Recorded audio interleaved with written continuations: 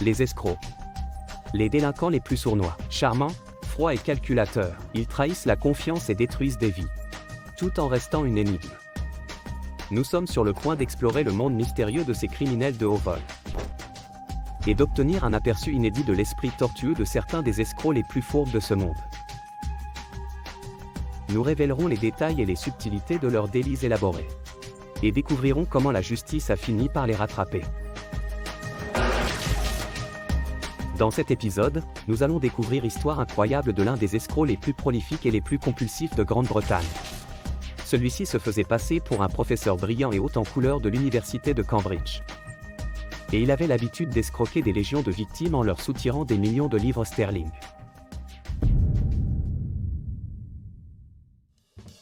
Si je devais résumer Robert Iams, je le décrirais comme un escroc parasite. Robert Iams s'est fait passer pour un professeur d'université, un scientifique avant-gardiste, et même un terroriste, pour se faire de l'argent et pour couvrir les mensonges qu'il racontait. Son style marchait très bien. Il m'a dit qu'il était professeur. Le genre de professeur maladroit, très intelligent mais un peu distrait. Et il se servait de la réaction des gens face à lui pour les manipuler et les tromper. Il avait une explication plausible pour chaque question que vous lui posiez. C'était un escroc si prolifique que même en étant libéré sous caution, il a réussi à soutirer l'argent durement gagné de 81 autres personnes. C'est un menteur très convaincant, comme la plupart des escrocs. C'était un petit homme fourbe. C'est un escroc classique. Robert Iams est né le 13 mai 1954. C'est un homme instruit, détenteur d'un authentique master en philosophie et en sciences, de l'université de Warwick. Jusqu'en 1987, Iams travaillait en toute légitimité en tant que microbiologiste avec sa femme elle aussi scientifique. Après avoir fait faillite en 1990, il a démarré une carrière criminelle en devenant un escroc prolifique. En 1991, Iams fait bizarrement la une des journaux. Il a installé un laboratoire dans une ancienne ferme de l'Essex. Et s'est adressé à la presse, en affirmant qu'il travaillait avec une équipe de recherche russe, qu'il avait avancé dans la recherche sur le sida et était sur le point de trouver un traitement, comme le montrent ces images d'époque où on le voit très fier de lui. Ces affirmations n'étaient pas fondées. Mais ce personnage de scientifique novateur est devenu le cheval de bataille de Iams. Il l'utilisait pour charmer ses victimes, afin d'obtenir des biens qu'il n'avait pas l'intention de payer. Le fait que Iams utilise ce personnage du professeur d'université, ce chercheur qui développe un traitement contre le sida, et toutes les autres histoires qu'il a inventées, cette sorte d'éminent scientifique. Cela crée dans l'esprit des gens le sentiment qu'il est une figure d'autorité, qu'il est très intelligent, quelqu'un qu'il faut respecter, et vous savez, les escrocs utilisent souvent ce genre de personnage. On a tous des préjugés.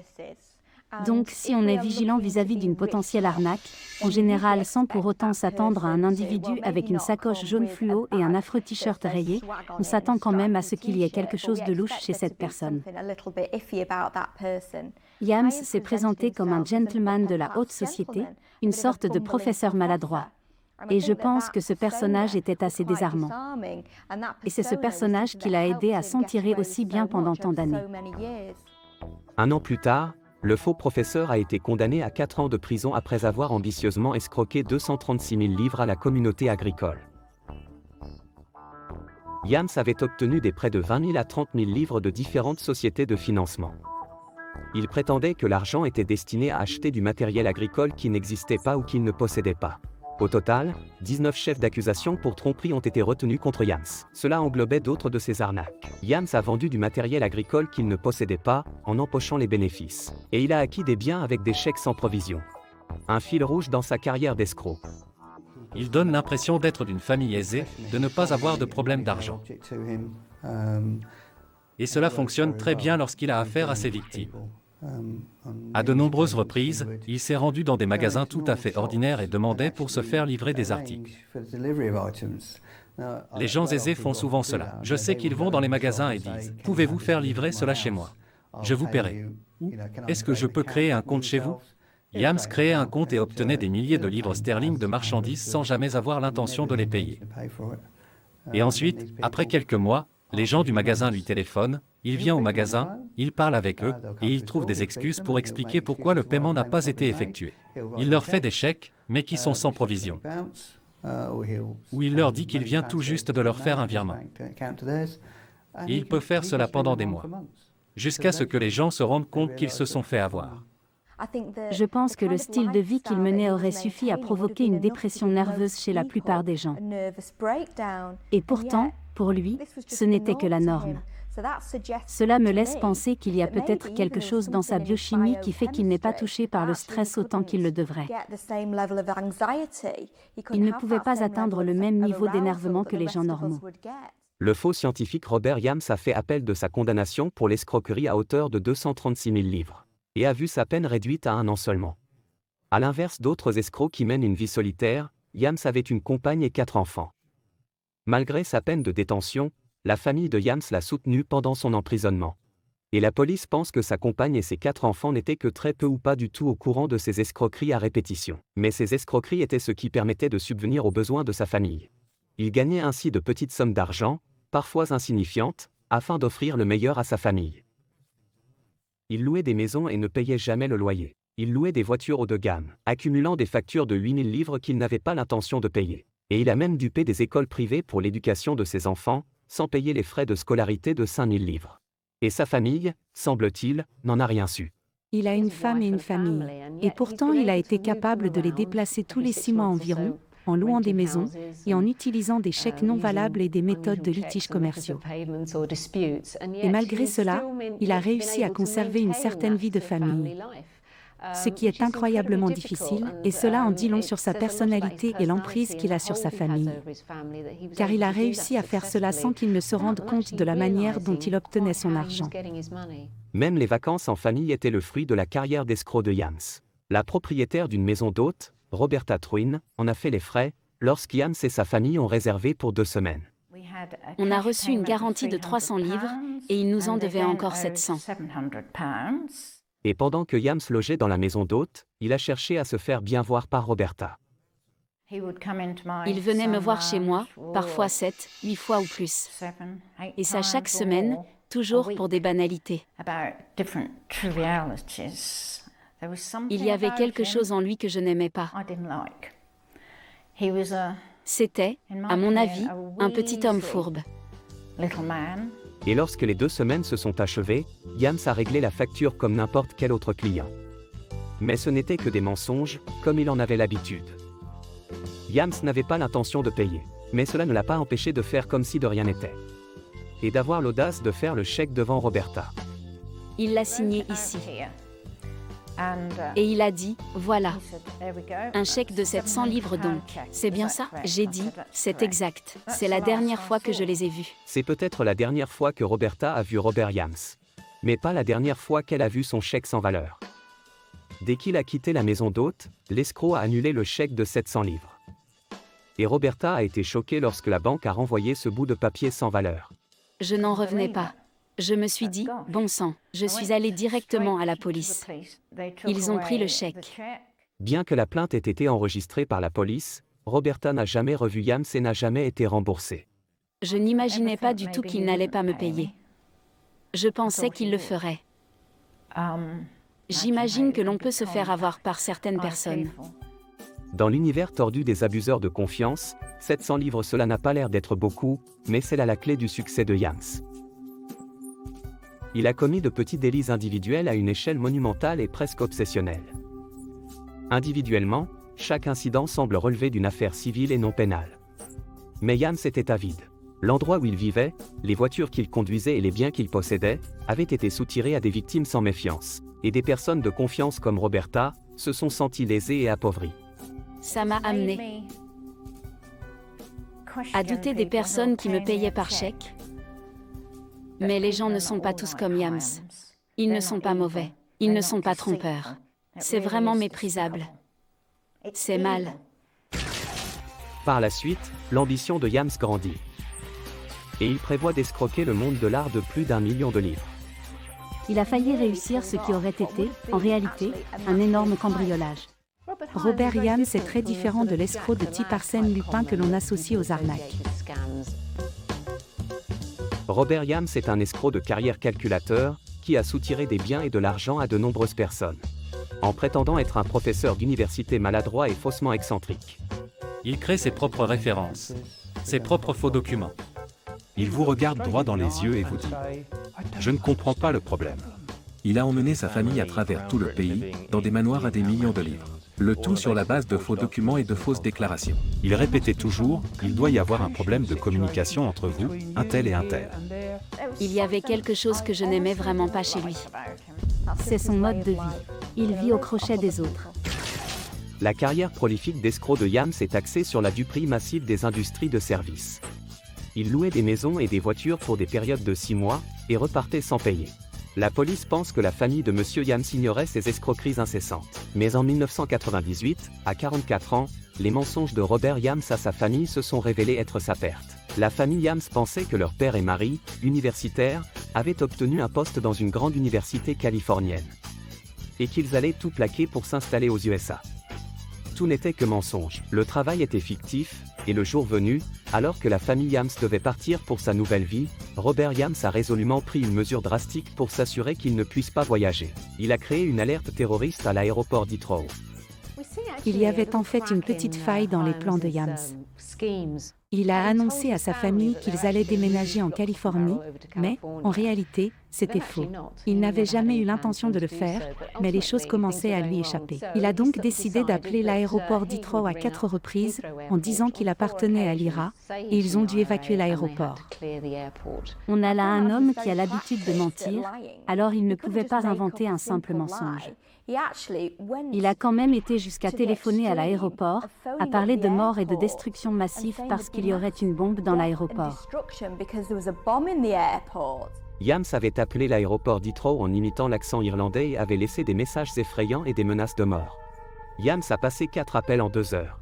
Il a contacté la BBC, la Civil Aviation Authority et l'aéroport de Heathrow, affirmant qu'il y aurait des morts et une destruction massive si l'aéroport n'était pas évacué. Je suppose qu'il s'est dit, je suis pris au piège. La seule chose qui peut me tirer d'affaire, c'est cette mesure désespérée. La majorité des gens n'iraient pas jusque-là, car c'est juste faux. Mais si vous êtes un sociopathe ou si vous avez une conscience limitée, en réalité, ce genre de choses ne vous dérange pas. Vous ne pensez pas aux conséquences ou à quoi que ce soit d'autre. Cette fois-là, il a dépassé les bornes. On parle d'un homme pour qui le mensonge était le quotidien, et on est en droit de se demander, que s'est-il passé cette fois-là ? Je pense qu'il a dû avoir une panne d'inspiration et qu'il ne trouvait rien de convaincant à dire à sa femme, mais aller jusque-là ? Heureusement, bien sûr, la police a tracé ses appels téléphoniques, comme elle le fait dans ce genre de scénario. Et il a été arrêté et condamné pour ce délit. Au cours du procès, un expert vocal a conclu que les appels frauduleux avaient été passés par M. Yams, et la compagnie téléphonique a retracé les appels jusqu'à son domicile. Elle a aussi indiqué que Yams avait modifié sa ligne téléphonique au cours de la semaine qui a suivi ces appels frauduleux, pour faire croire que c'était quelqu'un d'autre qui les avait passés. Yams a plaidé non coupable. Mais le 1er juillet 1998, il a été condamné à 2 ans de prison pour ses faux appels. Avec la perte de sa liberté, il a également perdu la femme avec qui il vivait. En effet, sa relation a pris fin à cause de cet incident étrange et dangereux. Il semble que sa compagne ignorait tout. Elle pensait vraiment qu'il était professeur. Ce qui montre à la fois à quel point les gens peuvent être convaincus et à quel point ils sont prêts à l'être. En 1999, après avoir bénéficié d'une libération anticipée, Yams a simplement continué ses arnaques. Mais cette fois-ci, il s'est surpassé. Il a acquis les outils nécessaires à la réalisation de son personnage fictif, un professeur de biotechnique en quête de traitement contre le cancer et le sida. Tout à fait convaincant. Il a acheté un faux certificat en ligne. À un moment donné, les gens vont vouloir confronter Yams. Ils vont vouloir des preuves de ce qu'il est. Et là, il se rend compte qu'il peut acheter quelque chose qui lui offre une certaine légitimité. Il a acheté un certificat pour 200 livres sur Internet, qui semblait prouver qu'il était professeur d'une université qui n'existait pas. Je trouve que cela révèle une certaine arrogance. Mais manifestement, cela lui a été utile. Les gens l'ont cru. Yams a entamé une nouvelle relation. La nouvelle partenaire de Yams ne savait pas non plus que c'était un escroc compulsif. La carrière d'escroc de Robert Yams était centrée sur l'arnaque de montants modestes auprès de nombreuses victimes. Ce qui lui a permis de ne pas être repéré par la police. Chaque cas individuel et isolé semblait être une affaire civile et non pénale. Mais Yams était un escroc prolifique, qui arnaquait simultanément toute une série d'entreprises. y compris des sociétés de location de voitures et des agents de location de biens immobiliers. Il conduisait des Mercedes flambant neuves, à 4 roues motrices. En fait, il ne payait rien du tout. Je ne pense pas qu'il ait jamais payé quoi que ce soit. Il ne payait pas sa taxe d'habitation, ni ses factures de téléphone. Il ne payait pas l'électricité ou le gaz, parce qu'il ne restait dans ces lieux que 6 mois d'affilée. Après quoi il partait et ne payait jamais les factures des services publics. Mais il utilisait toujours le même nom. Souvent, il utilisait sa femme, peut-être pour créer de nouveaux comptes chez l'opérateur BT, mais sans qu'elle le sache cependant. Elle n'était pas au courant de ce qui se passait. Mais en février 2002, 4 ans après le canular de la bombe d'Heathrow, Yams a élaboré une escroquerie de plusieurs millions de livres visant le monde de l'art. Yams change légèrement de tactique et il décide de frauder Christie's, la maison de vente aux enchères. Pour ce faire, il se procure un faux document auprès de la Banque de Californie, qui est censé certifier qu'il peut dépenser jusqu'à 5 millions de livres.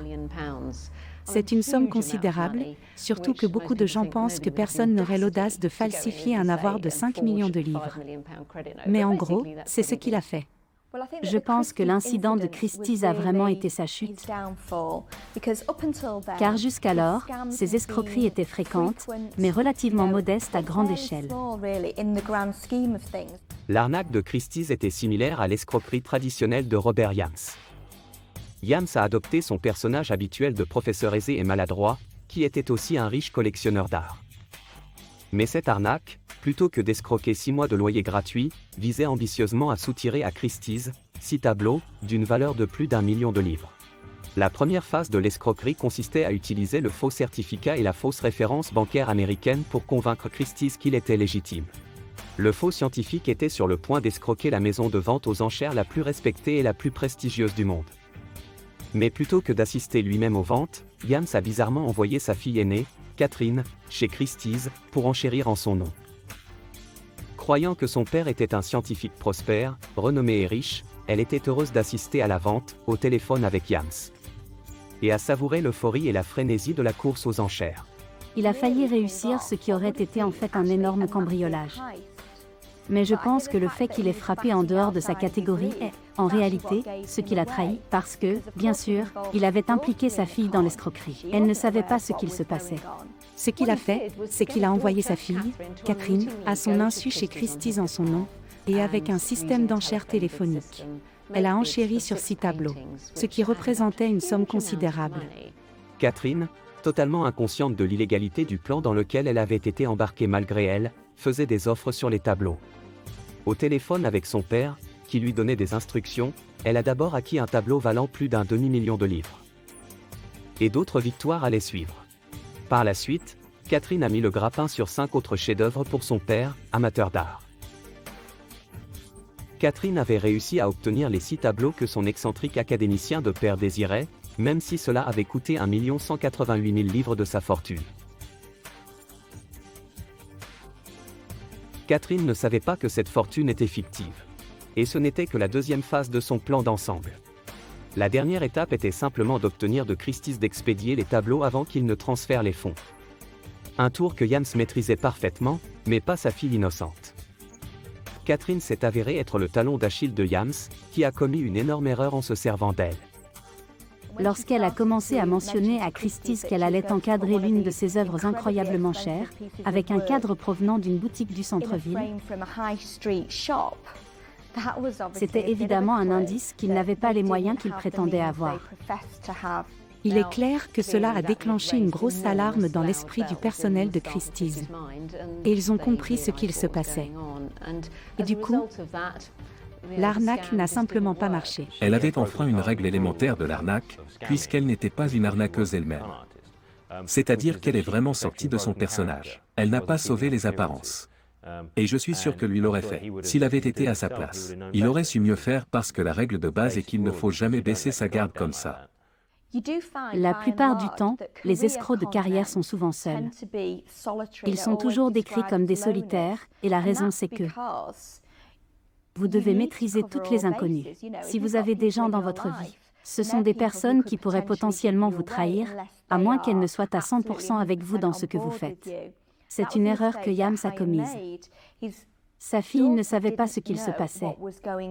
Et donc, bien sûr, on ne peut pas compter sur elle. L'escroquerie à si grande échelle s'est avérée hors de portée de Yams. Non seulement la fille de Robert Yams l'a involontairement démasqué en tant qu'escroc, mais, contrairement à tant d'autres entreprises qui l'a dupé, Christie's n'était pas prête à remettre les marchandises sans paiement anticipé.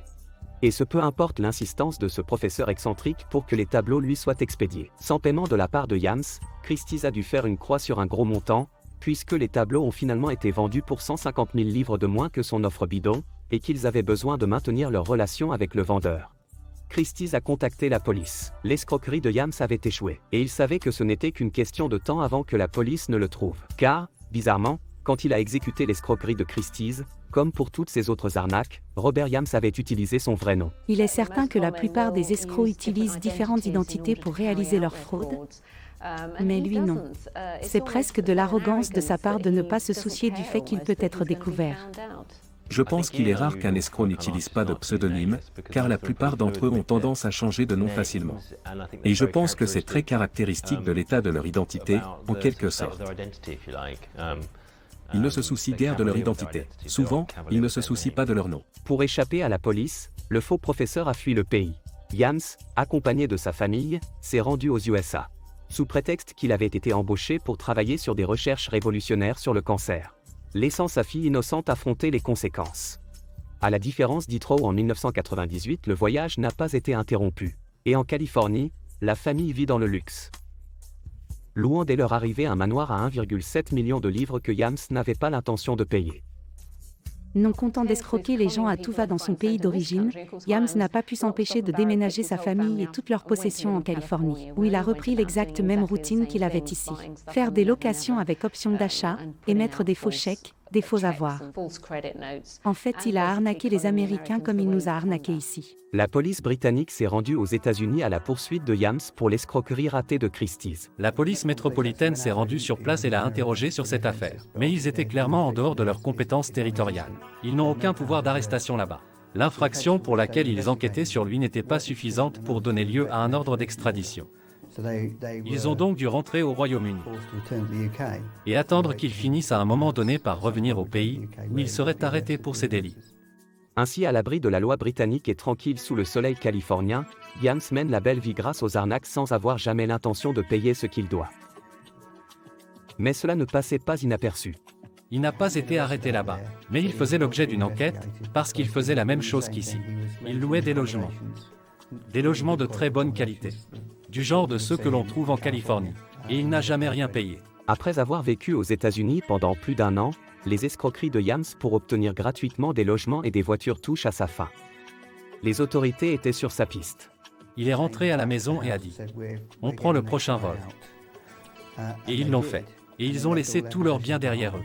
Il a dit à sa femme qu'il demanderait à quelqu'un de s'occuper de l'envoi des biens. Je pense que c'est à peu près à cette époque qu'une décision a été prise de l'arrêter pour les délits qu'il a commis là-bas. Il est donc rentré en Angleterre et n'a ainsi jamais été jugé pour ses délits en Amérique. Dans la suite de cet épisode, Yams retourne au Royaume-Uni. Et son désir insatiable d'escroquerie va ravager encore plus de vies. Il regardait autour de lui et disait « Il doit y avoir un manque de communication. Je ne comprends pas. J'attends que l'argent arrive depuis mon compte offshore. » Robert Yams est un escroc professionnel.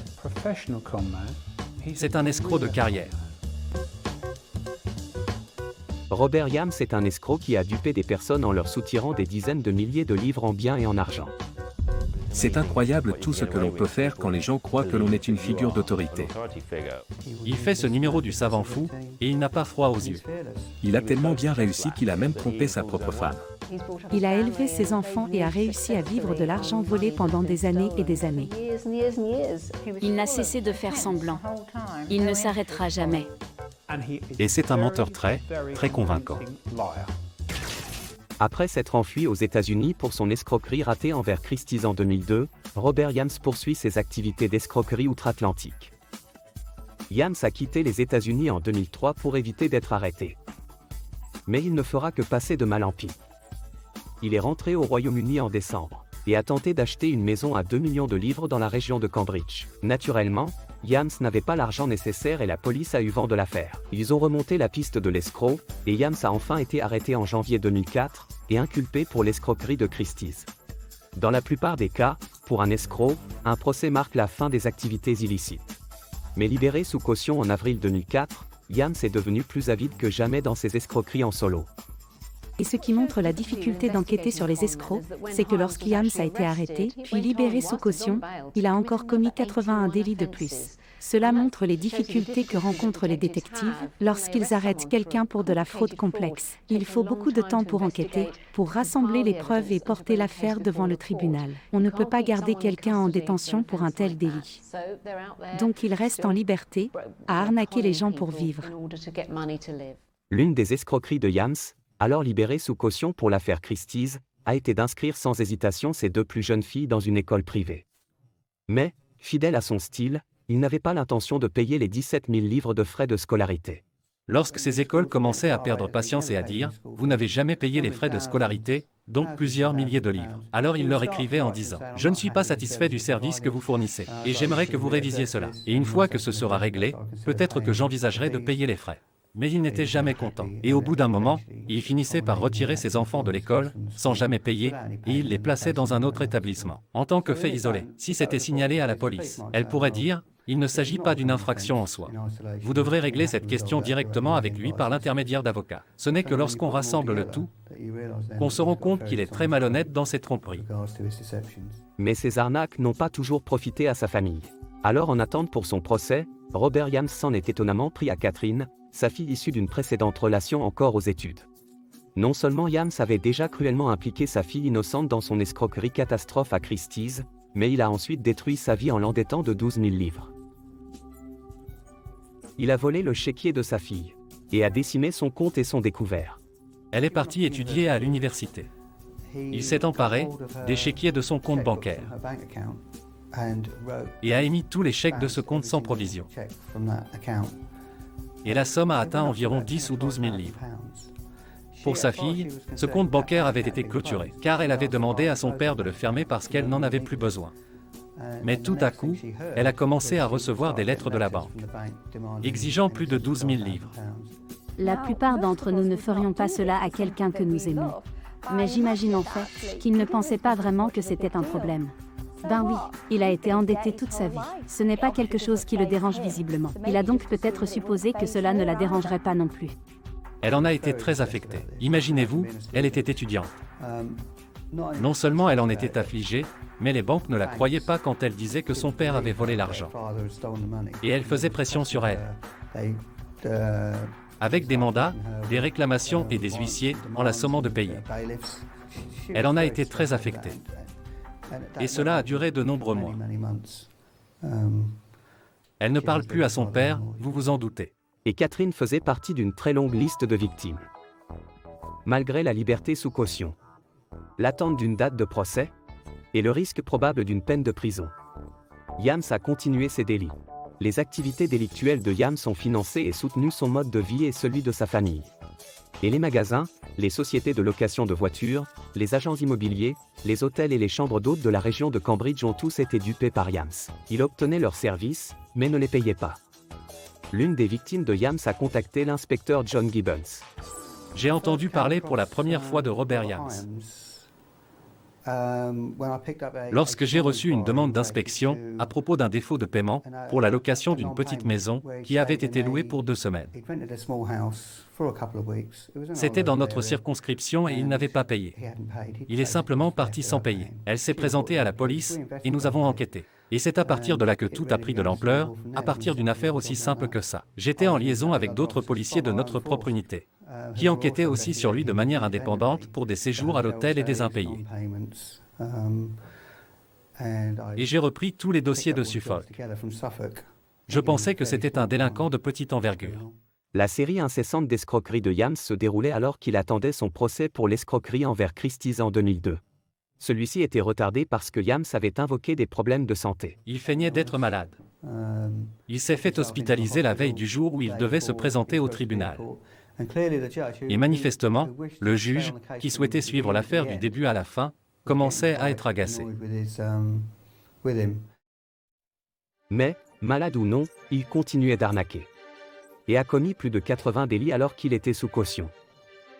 Cet élan prolifique l'a conduit à escroquer un magasin local en lui dérobant 7000 livres de marchandises. A refusé de payer sa facture de location de voiture de 8000 livres. À ouvrir frauduleusement un compte bancaire avec de fausses coordonnées. Puis a dépensé le découvert de 12 500 livres. À première vue, en escroquant des sommes plutôt modestes à des petites entreprises et à des banques, Yams était insatiable. Et ses arnaques lui permettaient un mode de vie confortable. Et l'apparence d'un professeur brillant et novateur. Il ouvrait des comptes bancaires avec de fausses références qui mentionnaient son nom. Et il se procurait autant de carnets de chèques qu'il le pouvait. Aujourd'hui, la plupart des gens possèdent 1 ou 2 carnets de chèques qu'ils utilisent. Il disait qu'il avait perdu ses carnets de chèques et finissait par en obtenir 5 ou 6, chacun contenant plus de 30 chèques. Puis, une fois qu'il pensait avoir obtenu un nombre suffisant de chèques, il commençait alors à les utiliser. Parce qu'il en avait manifestement suffisamment. À un moment donné, les banques réalisaient que ces comptes étaient déficitaires de plusieurs milliers de livres. Et elles fermaient les comptes. Mais à ce moment-là, il avait assez de chèques pour poursuivre ses tromperies. C'est là qu'il y a des perdants dans l'histoire, les vraies victimes, qui ont accepté un chèque de sa part. Si le compte bancaire est fermé, cet argent est perdu. Ça ne fait aucun doute. Ils ont perdu leur argent. Et à cause de ce personnage qu'il joue, de son style, de sa façon de se comporter, les gens acceptaient de gros chèques au lieu d'une carte de crédit. Évidemment qu'il se faisait avoir. C'est une arnaque toute simple, et une manière courante d'escroquer les gens. Et il s'en servait. Son autre façon de faire, qui est assez courante et qu'il a très bien gérée, c'est qu'il avait une demi-douzaine de comptes ouverts dans toutes les grandes banques pour réaliser des transferts croisés. Il faisait des transferts croisés d'un grand nombre de chèques. Pour un demi-million, 3/4 de million de livres. Il en transférait un, et mettait un chèque d'un compte pour 3/4 de million de livres, et le déposait sur un autre compte, qui affichait ensuite le montant de 3/4 de million. Donc, de temps à autre, s'il avait du mal à escroquer les gens, il se rendait quelque part et disait « Je viens de l'imprimer. Voici mon relevé de compte. Il y a 3/4 de million de livres dessus. Donc il n'y a pas de problème, voici un chèque de 10 000 livres. Ce n'est pas un problème, vous aurez votre argent. » Peu de temps après, évidemment, les 3/4 de million de livres seront déficitaires, car le chèque aura été rejeté, parce que le compte d'où il provenait n'avait manifestement pas les fonds suffisants. Il contactait les directeurs de banque continuellement pendant des mois, et les persuadait que de grosses sommes d'argent leur parviendraient de comptes offshore. Mais elles n'arrivaient jamais. L'appétit de Robert Yams pour les moyens frauduleux était insatiable. Sa litanie d'arnaque à petite échelle a continué, laissant derrière elle une longue liste de victimes privées d'argent, et qui se sentaient lésées et bêtes de s'être fait avoir. Les gens m'ont dit des choses comme « Je l'ai vu arriver dans sa Mercedes flambant neuve. Il semble venir d'une famille aisée. Son domicile se trouve dans un quartier chic. » Peut-être qu'au début j'ai hésité à lui donner ce qu'il voulait. Mais il a fini par me convaincre. Vous entendiez cela à maintes reprises. Tout est dans les déclarations des victimes. Et ils se sont sentis très bêtes et embarrassés. Et il y en a encore qui ne se sont jamais manifestés. Ils ne voulaient pas que la police ou la presse sache à quel point ils avaient été dupés. L'un des problèmes avec les escrocs, et l'une des raisons pour lesquelles c'est rentable et que les gens le font, c'est que c'est vraiment difficile à contrôler. Souvent, il s'agit de sommes relativement faibles. Et c'est une zone de flou, parce qu'ils n'ont pas volé un bien en entrant quelque part par effraction par exemple. Évidemment, dans le monde réel, vous avez le droit d'avoir des choses à crédit. Il y a un délai entre le moment où vous recevez un bien et le moment où vous le payez. Vous pouvez rendre une voiture parce que vous n'en êtes pas satisfait. Je ne payerai pas pour ça. Et si ça leur déplaît, ils enverront leurs avocats. Mais ce n'est pas nécessairement un délit en soi. C'est donc dans ce sens que Yams illustre bien pourquoi les escrocs peuvent souvent perpétrer aussi longtemps et s'en tirer avec autant de choses, parce qu'en fait c'est très difficile à contrôler. Il contactait les propriétaires par le biais des agents immobiliers. Il fournissait de fausses références indiquant qu'il était professeur. Un professeur à l'université de Cambridge, et qu'il revenait des États-Unis. Il inventait ses salaires en disant qu'il gagnait plus de 100 000 livres par an. Et avec ces références, il donnait le nom de la fausse personne qui en serait à l'origine. Il s'attendait à ce que les gens passent un coup de fil à cette personne pour confirmer ses références. C'est ainsi que ces gens ont téléphoné à Robert lui-même, qui avait donc fourni sa propre référence. Et à part le dépôt initial, il n'a jamais payé le loyer. Et en mars 2005, c'est cette même technique que Yams a employée face à sa dernière victime connue. Graham Smythe, son propriétaire. L'homme qui a joué un rôle essentiel dans la chute finale de l'escroc. L'agent a trouvé un nouveau locataire. Il m'a ensuite appelé pour me donner la nouvelle. Et en fait, ils avaient réussi à obtenir plus d'argent pour la location que les fois précédentes. L'insouciance de Yams envers l'argent était habilement étayée par son apparente richesse. Et par les possessions tape à l'œil que l'on associe à l'aisance. Même s'il les avait acquises frauduleusement. Quand j'ai rencontré M. Yams, il semblait être une personne assez sincère. Il voulait vous appeler par votre prénom, que vous l'appeliez par son prénom, pour établir la relation. Il a expliqué qu'il était professeur de biochimie. Il était intelligent, c'est sûr. Et il avait une apparence irréprochable. Et après tout, il avait une voiture haut de gamme, ce genre de choses.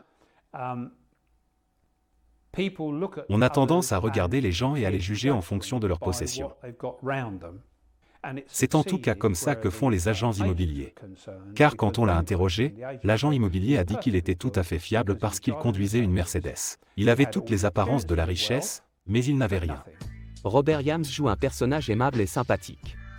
Mais son personnage de professeur n'a pas suffi à convaincre Graham Smythe. Robert Yams et sa famille semblaient ne posséder que 3 ou 4 chaises longues, du genre que vous pouvez acheter dans une jardinerie.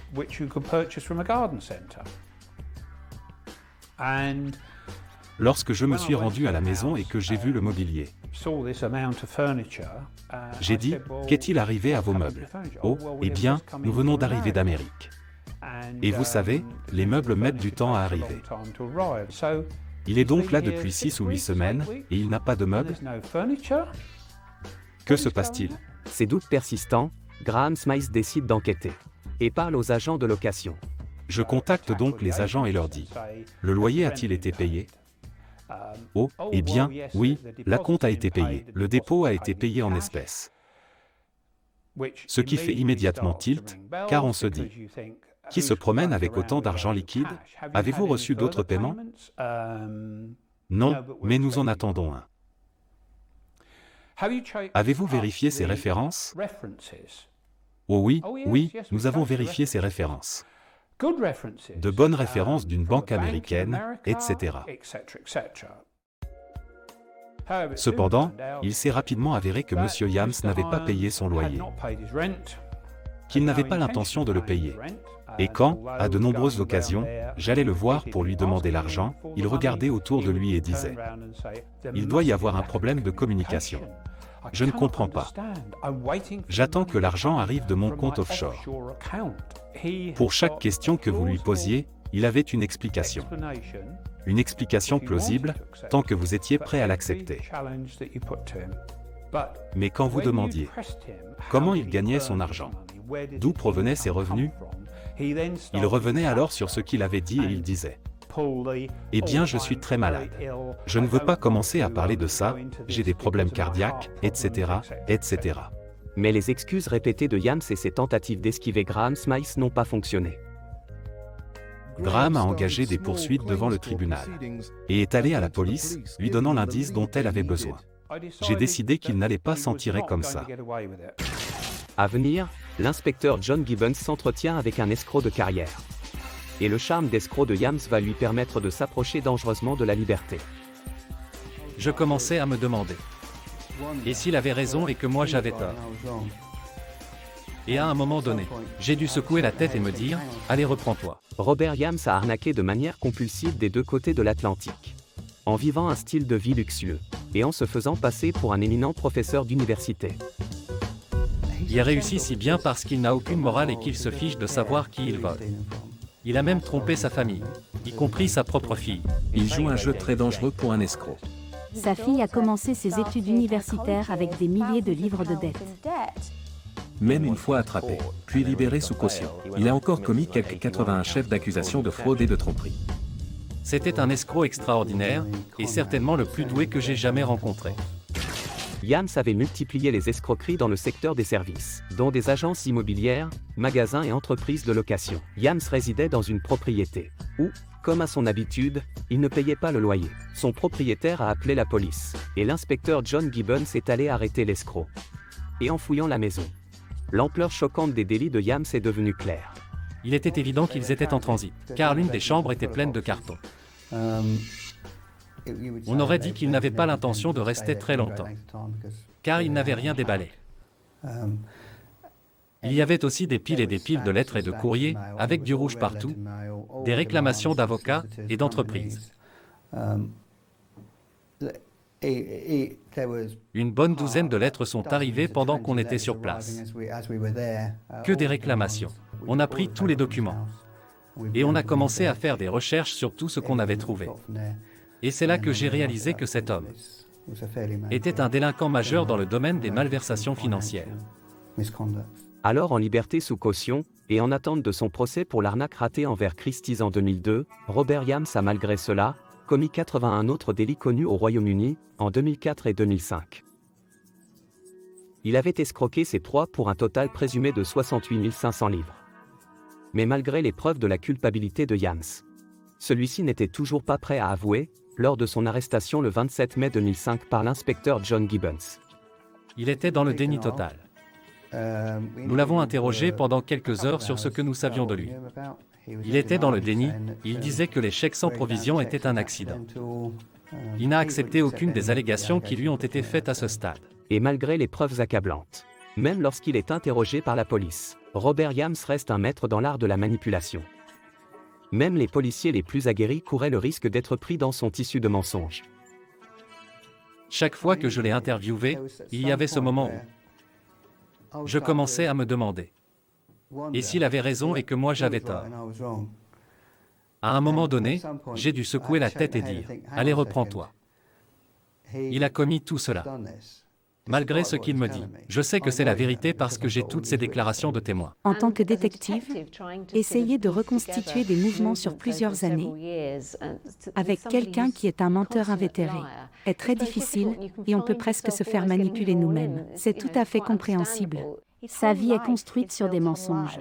Il n'est qu'un parasite qui passe de fleur en fleur. Il ramasse tout ce qu'il peut, puis il passe à autre chose. Il est probable que lui-même ne distingue pas vraiment la réalité de ce qui ne l'est pas. Il est donc sûrement convaincu lui-même de certains des mensonges qu'il a racontés. D'après mon expérience, les gens nient leurs crimes. Et ils continuent à nier, jusqu'à ce que les preuves soient tellement accablantes qu'ils atteignent le point où ils disent « Ok, c'est bon. Main en l'air, je l'ai fait. » Il a fallu beaucoup de temps avant qu'il ne reconnaisse avoir commis ces délits. Et puis, il a eu une réserve. Eh bien, j'ai dû le faire si vous le dites. Mais cela ne me suffisait pas. Finalement, il a reconnu l'ensemble des délits. Le travail ardu de l'inspecteur John Gibbons a payé. Il a placé Yams en garde à vue et a mis fin à ses escroqueries. Les 81 délits sur lesquels John Gibbons a minutieusement enquêté ont été ajoutés à l'affaire Christie's pour laquelle Yams n'avait pas encore été jugé. Et en décembre 2005, Yams a enfin été jugé devant la cour de la couronne de Southwark pour ses infractions. Il a accepté et a demandé que la quasi-totalité de ces délits soit prise en considération, ce qui incluait les délits à l'encontre de sa fille. Et il a été condamné en conséquence. Le juge a accepté les chefs d'accusation et il a été condamné à une longue peine d'emprisonnement. Yams a plaidé coupable pour 10 chefs d'accusation et a demandé que 77 autres délits soient pris en considération. Ces accusations incluaient celles de Christie's, ainsi que les délits sur lesquels l'inspecteur John Gibbons avait enquêté. Yams a été condamné à 5 ans de prison pour ces délits prolifiques. Et avant qu'il ne soit emmené, le juge a dit « Vous sembliez avoir presque une compulsion pour essayer de soutirer de l'argent aux gens. » Il a aussi souligné que l'objectif de Yams n'était pas juste financier.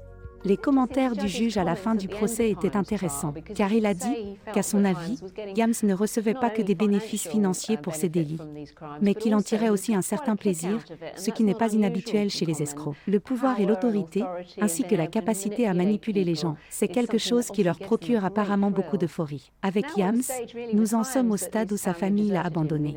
Il a impliqué sa fille dans une escroquerie. Elle l'a vu tel qu'il était. Sa femme l'a abandonné. Ce sera intéressant de voir ce qu'il va faire de sa vie, car il est manifestement à un carrefour. Robert Yams a commencé à purger sa peine de 5 ans le 20 janvier 2006. Ce n'est pas sa première condamnation à la prison, et ceux qui ont rencontré l'escroc craignent qu'il ne s'agisse d'une histoire sans rédemption. J'ai appris à bien connaître Robert en l'interrogeant et en traitant avec lui. Il a apprécié ces escroqueries qu'il mettait en place. Je ne dis pas qu'il en avait besoin, car il n'avait pas de travail, mais il avait besoin de continuer ses délits pour maintenir son niveau et son style de vie. Il a vraiment apprécié ses activités, et je ne suis pas convaincu que le temps passé en prison l'empêchera de recommencer.